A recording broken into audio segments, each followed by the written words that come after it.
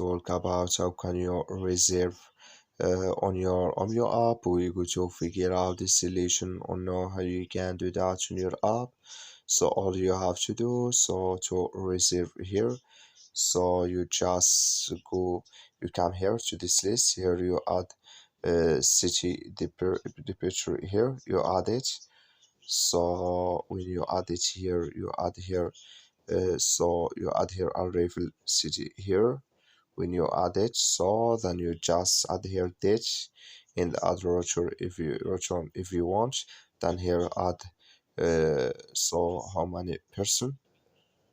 So here can you select person here, so add it on personage here, add it, you select here personal person here, then you click here on select.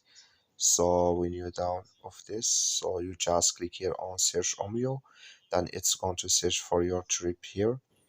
So you just switch into open video here, then here it's going to show for you here, this list is going to show for you here, or tickets, can you select it in this list here.